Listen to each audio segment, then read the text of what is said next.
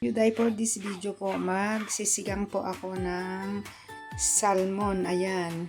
Lalagyan ko rin ng ulo ng salmon. Meron po tayong kamatis, gabi, okra, labanos, talong, at ito po yung lettuce ang ilalagay kong dahon. At meron din tayo ng hugas bigas. Ayan, tara mga kayuday, samahan nyo ako magluto ng sinigang.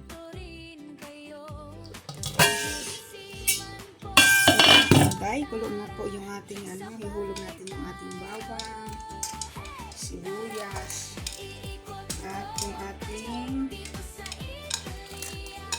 kamatis. At lalagyan ko na rin po ng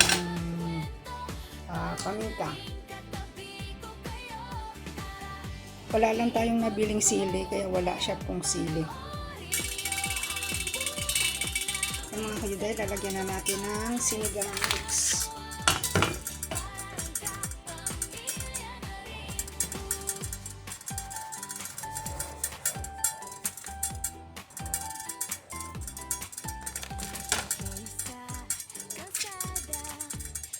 Lalagyan ko muna siya ng bali 2 kutsara.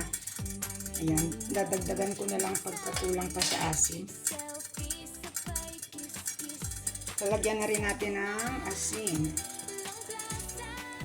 Ayan, pipisain din natin mga kajuda yung kamatis para dagdag asin din.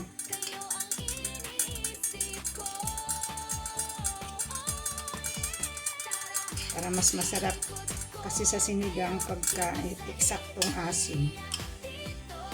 Ayan, dito ko niluto sa malaki kasi may maliit lang yung pinaglulutuan natin kasi.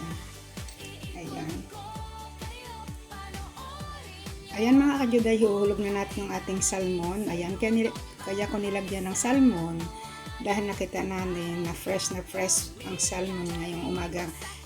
Puputo lang po ng dumating ako. Kaya ang ganda ng pagka ang kulay niya kadahil sariwa nga.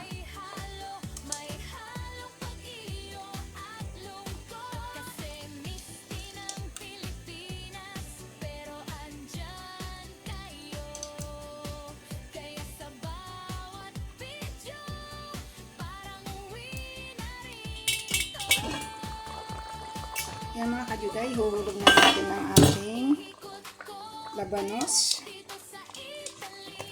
Yan, ihulog ko na rin po yung gabi. Yan mga kajuday, hulog natin ang ating talong.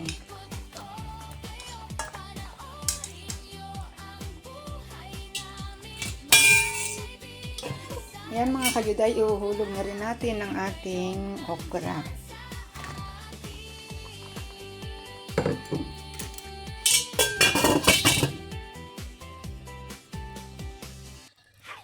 Yan mga kajuday, ihuhulog na natin ang ating lettuce. Yan, wala kasing kangkong dito kaya ito ang nilalagay namin sa sinigang na salmon, ang lettuce. Ayan, kaya dito ko sa malaki niluto para itong ating gulay ay maluto ng maayos. Ayan mga kajuday, luto na po yung ating salmon. Ito na po siya. Sana nagustuhan nyo po ang pag-share ko kung paano ko iluto ang sinigang na salmon. Maraming salamat. Thank you for watching. Ciao, ciao!